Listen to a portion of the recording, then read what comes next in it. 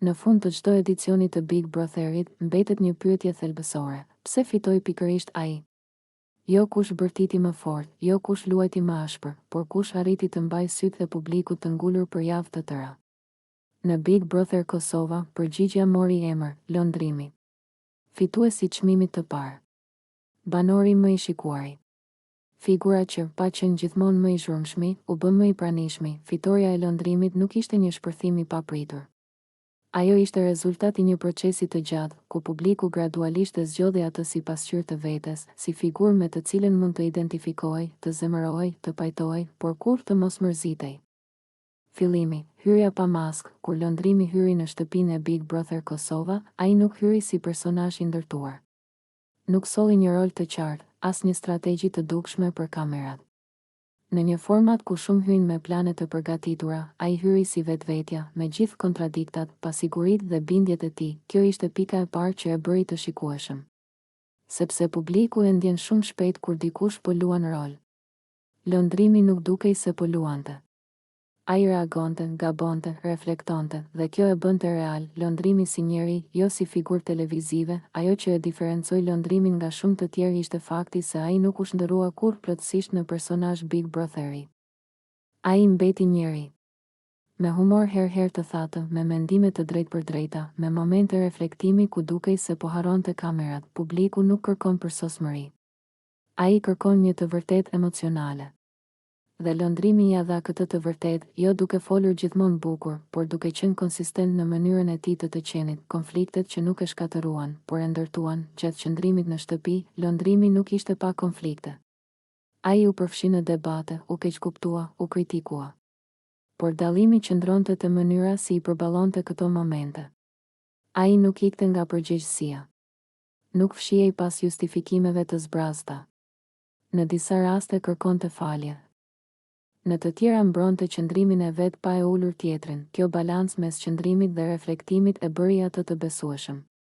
Publiku nuk pa një njeri që donte të fitonte me çdo kusht, por një njeri që donte të qëndronte besnik ndaj vetes edhe kur kjo i kushtonte. Më i shikuari. Çfarë do të thotë realisht? Të jesh më i shikuari nuk do të thotë vetëm të jesh në ekran. Do të thotë të jesh temë bisede, të krijosh reagim, të mbash vëmendjen.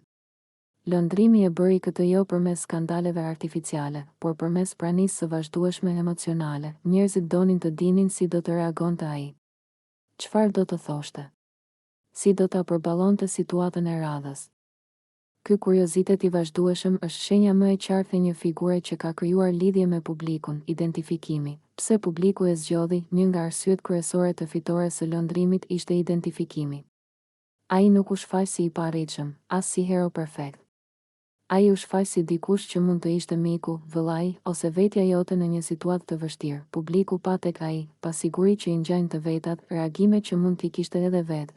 Një ndjenjë drejtësie që nuk ishte gjithmonë e artikuluar bukur, por ishte e ndjerë. Ky identifikim e ktheu lëndrimin nga banor në përfaqësues emocional të një pjese të madhe të shikuesve. Loja pa manipulim të dukshëm. Në një format ku manipulimi shpesh shpërblehet, lëndrimi zgjodhi një rrugë tjetër. Ai nuk u pas si strateg i ftohtë. Nuk krijoi aleanca artificiale vetëm për vota. Kjo nuk do të thotë se ai nuk luajti fare, por loja e tij ishte njerëzore, jo mekanike. Kjo e bëri fitoren e tij më të pranueshme për publikun, sepse dukej si rezultat i një rruge të drejtë, jo i një skeme të fshehtë. Finalja. Momenti i konfirmimit, kur u shpall fituesi i çmimit të parë, reagimi i publikut nuk ishte befasi, por konfirmim. Ishte ndjesia kolektive se po, ky ishte zgjedhja logjike. Jo sepse ishte më i forti, por sepse ishte më i lidhuri me audiencën. Fitoria e lëndrimit ishte një moment ku publiku pa veten të shpërblyer. Sepse duke e votuar atë, kishte votuar edhe vlerat që donte të shite të fitonin. Autenticitetin, qëndrueshmërinë, njerëzillëkun. Çfarë përfaqëson kjo fitore për Big Brother Kosova? Fitoria e lëndrimit dërgon një mesazh të qartë për edicionet e ardhshme. Publiku lodhet nga rolet dhe shpërblen të vërtetën. Nuk mjafton të bësh zhurmë. Duhet të krijosh lidhje. Nuk mjafton të jesh i zëshëm. Duhet të jesh i besueshëm. Big Brother Kosova, përmes kësaj fitoreje, tregoi se ende ka hapësirë për njerëz që nuk e shohin lojën si luftë, por si bashkëjetesë të vështirë, ku karakteri del në pa.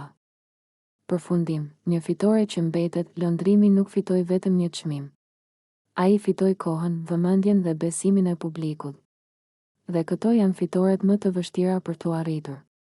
Sepse parat shpenzohen, por kujtesa kolektive mbetet, në fund, lëndrimi nuk fitoi sepse ishte perfekt. A i fitoi sepse ishte i vërtet. Dhe në një botë televizive të mbushur me role, kjo është ndoshta fitoria më e madhe nga të gjitha.